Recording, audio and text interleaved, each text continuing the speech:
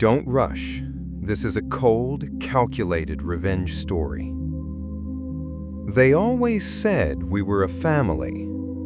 NovaCorp had murals in the lobby with words like integrity, innovation, and community.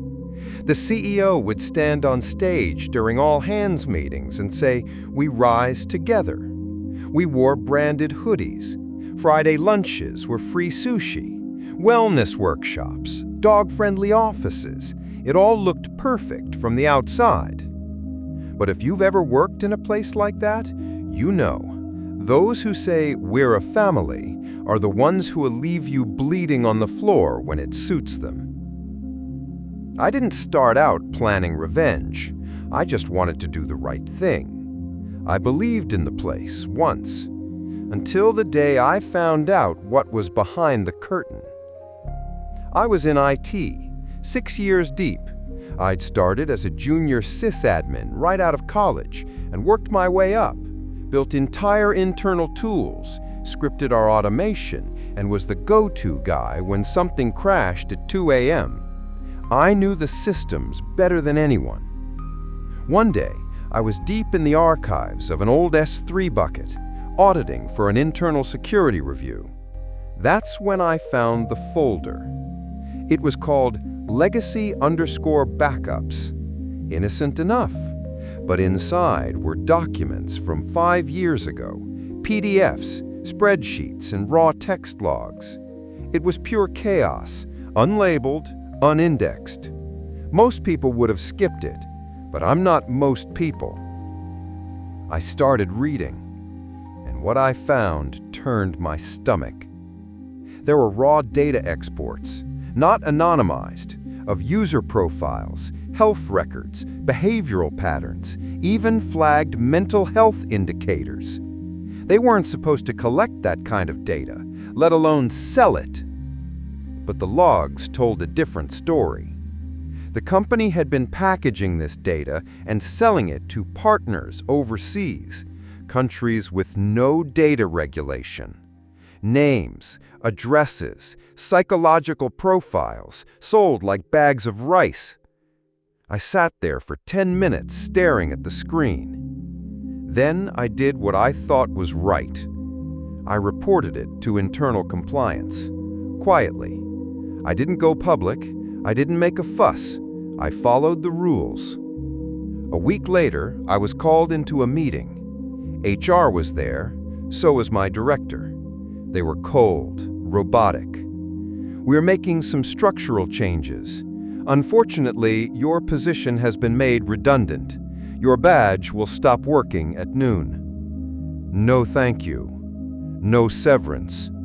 Just a cardboard box. I walked out with my dignity in my pocket and rage in my gut. But I didn't get mad. I got careful. They made a mistake. In their rush to kick me out, they forgot something. I had built most of their internal infrastructure. I knew every backdoor, every subdomain, every admin override key. And while I didn't break any laws, let's just say they also forgot to fully revoke my access. For months. I used that time well. First, I made copies, not of customer data, but of internal communications, Slack exports, meeting recordings, memos marked confidential, especially the ones where they discussed firing me after the compliance report. Then I traced the data trail, found the shell companies they were using to move info, the bank accounts tied to executives, the off-the-record calls that someone carelessly recorded. It was all there. Meanwhile, on the outside, I launched my own consultancy. Quietly. A few clients at first, then more. I had skills, and now I had motivation. Then I pulled the first thread. A package arrived anonymously at the desk of one of NovaCorp's biggest clients. Inside, evidence, clear and damning.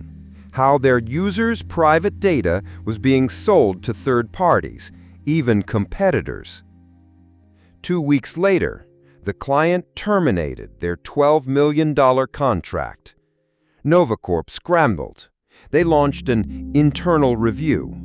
But more packages were coming. Sent to European privacy watchdogs, US senators, ethical tech journalists, all anonymously, all with enough truth to start fires.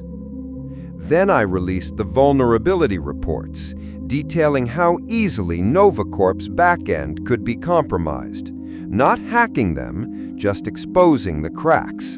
And oh boy, the hackers came running. Within months, 2 class action lawsuits, a federal probe, their CISO resigned, share value plummeted 53%, and I never lifted a finger directly against them. I just exposed the truth. 6 months after I was fired, I got an email from the CEO. Subject, let's talk.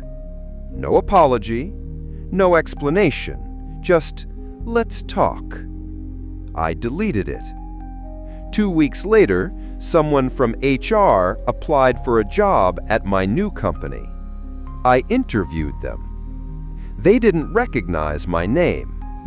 Halfway through, I asked, "Do you remember the guy who used to handle internal infrastructure at Novacorp, got let go during a restructuring?" They blinked. Vaguely? I smiled. "I'm him." Their face went pale. I thanked them for their time. Didn't hire them. You see, revenge isn't always rage and fire. Sometimes it's patience, strategy, letting your enemy think they've won while you plant the seeds for their fall. They thought they could erase me. They didn't realize I was the one holding their entire system together. Once I was gone, it was only a matter of time. I didn't burn Novacorp down. I just walked away and let gravity do the rest.